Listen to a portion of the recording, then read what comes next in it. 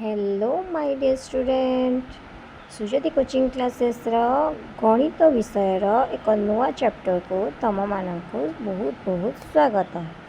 अच्छा प्रथमे आमे माने जते बड़े गणितटे पढ़ती कि गणितटे कसती आम ओडिया जो कह जाए गणितटे कसती सेतेबेले आमको किछि बेसिक जिनस जानिबा को प्रथमे पड़ी थाए जेमिति कि संख्यार परिचय गणना संख्या क्या कह जाए है मौलिक संख्या क्या कह जाए यौगिक संख्या क्या कह जाए जुग्म संख्या क्या कह जाए अजुग्म संख्या क्या कह जाए गुणनीयक कौन गुणितक कौन गसागु कौन लसागु कौन एसबू जिनस विषय आम जब जाणीजा ताल आम मान पढ़ाई बहुत ही सुविधा हम अंकटे करने सुविधा हम आम सीना अलग सबूक विषय को भल भाव पढ़ीदे ताकू घोषीदेवा मन रखीदे किंतु गणित गोटे एमती जिनिस जेपर्यंत तार मूल जिनिस को तुम मैंने न बुझीच से पर्यंत करना।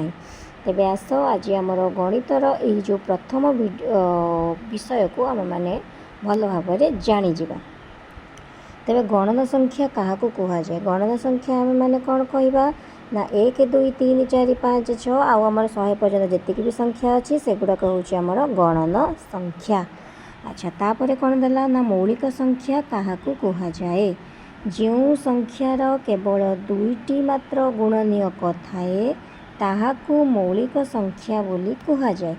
जेमिति कि उदाहरण कौन ना 2 कौन है ना गोटे हूँ 1 एवं 2 आउ 3 से भाया 1 आउ 3 7 से भाया 1 आउ 7 अर्थात जो संख्यार 1 एवं सही संख्या निजे तार गोटे गोटे गुणनीयक होता कौन कहवा ना मौलिक संख्या बोली कहवा बुझीपार।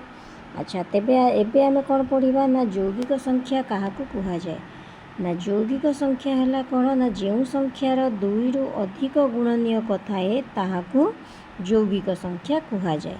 अच्छा उदाहरण कौन ना 4 गुणनीयक कौन है ना 1 2 आउ 4 6 1 2 3 6 8 1 2 4 8 बुझीपार। एथिरे कौन है 1 आउ से संख्या निजे छड़ा आहरी बहुत गुड़े गुणनीयक अच्छी ताकू कौन कहवा ना यौगिक संख्या बोली कहवा। अच्छा जुग्म संख्या क्या कह जाए ना जो संख्याटी 2 द्वारा विभाज्य होता है ताहाकू आमे माने जुग्म संख्या बोली कही था। अच्छा अजुग्म संख्या क्या कह जाए ना जो संख्या 2 द्वारा विभाज्य नुहे ताहाकू अजुग्म संख्या बोली आमे माने कही था।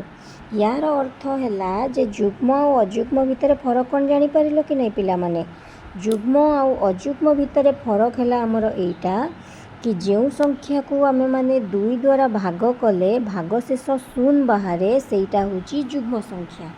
अजुग्म संख्या कौन ना अजुग्म संख्या है जो संख्या को आमे माने 2 द्वारा भाग कले भागशेष बड़ी थाए ताहाकू आमे माने कौन कही थाउ ना अजुग्म संख्या बोली कही थाउ। गुणनीयक क्या कह जाए ना गोटे संख्या को आमे माने जो संख्या द्वारा गुणन करा जाए ताहाकू गुणनीयक बोली कह जाए। जेमिति देला 1 गुणन 5 समान 5 3 गुणन 6 समान 18 तेरे 5 आउ 6टा है आमर कौन ना गोटे गोटे कौन गुणनीयक। अच्छा गुणितक क्या कह जाए ना एक संख्या को जो संख्या द्वारा गुणन कले जो गुणफलटा बाहरी थाए ताहाकू आमे माने गुणितक बोली कही थाउ। अच्छा जेमिति देला कि 4 गुणन 2 समान 8 3 गुणन 6 समान 18 8 आउ 18टा है आमर गुणितक। गसागुर अर्थ कौन ना गसागुर अर्थ है आमर गरिष्ठ साधारण गुणनीयक। लसागुर अर्थ कौन ना लघिष्ठ साधारण गुणितक बुझीपार एतिकी। अच्छा जदि तुम मानकू ये जो विषय भल लगिला ताले बुझीवाई तुम माने कमेंट रे मते आहरी अधिक कमेंट करि परिबो जहाँ द्वारा कि मु तुम मानकू आहरी नुआ नुआ वीडियो एई भले आनिकिना देई परिबी। जदि पसंद लगुची ताले लाइक शेयर एवं सब्सक्राइब निहाती भाବରେ करिबो।